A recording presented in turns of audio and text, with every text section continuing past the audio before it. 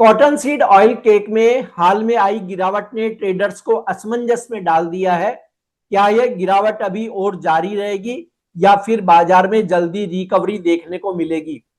ताजा trend, demand supply factor और price outlook समझेंगे अनंत एग्रो इंडस्ट्रीज भीकनगांव एमपी के प्रमुख रामस्वरूप अग्रवाल से।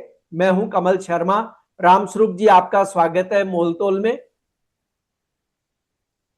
जय श्री कृष्ण कमल जी।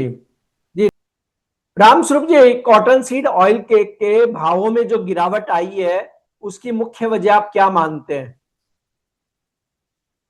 कॉटन सीड केक में जो हाला गिरावट है उसकी मुख्य वजह है कि कपास के दाम बढ़ने से मंडियों में कपास की आवक बढ़ गई है और जिनिंग मिलों को पड़ता लगने से उनकी रुई ऊंचे भाव में बिकने से वो कपासिया को 150 रुपए कम भाव में भी बेच के बाहर हो रहे हैं।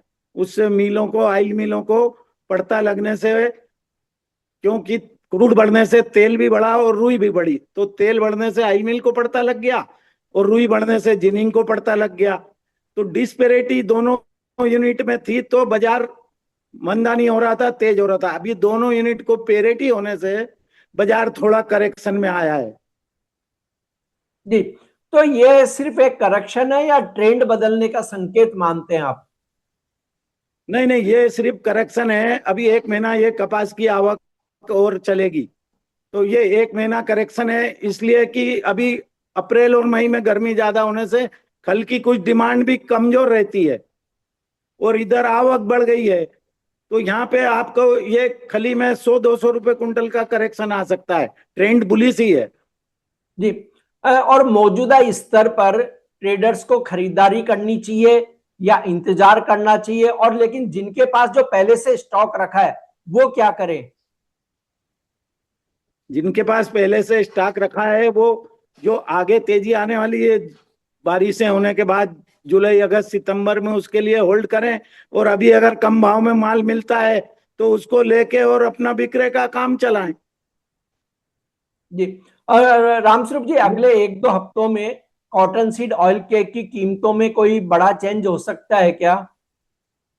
नहीं, कोई बड़ा चेंज की संभावना नहीं है। जो अभी रेट चल रहा है उसमें 100-200 रुपए ऊपर नीचे में 2 महीने निकल जाएंगे। लेकिन आपने जैसे मिडिल ईस्ट के जंग की बात कही थी, मान लीजिए ये सीज फायर हो जाता है या वहां शांति हो जाती है तो उसका कोई हमें तत्काल प्रभाव दिखाई देगा?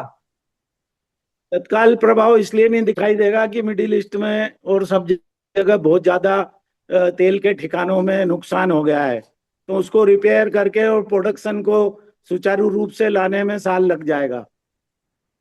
तो क्रूड का भाव एकदम से अभी कोई महीने 2 महीने में नीचे आ जाएगा ऐसी संभावना नहीं है। और क्रूड नहीं घटेगा तो कॉटन नहीं घटेगा और तेल नहीं घटेगा, तो फिर अभी तो कोई ऐसी संभावना मेरे को लगती नहीं है कि बाजार घट जाए।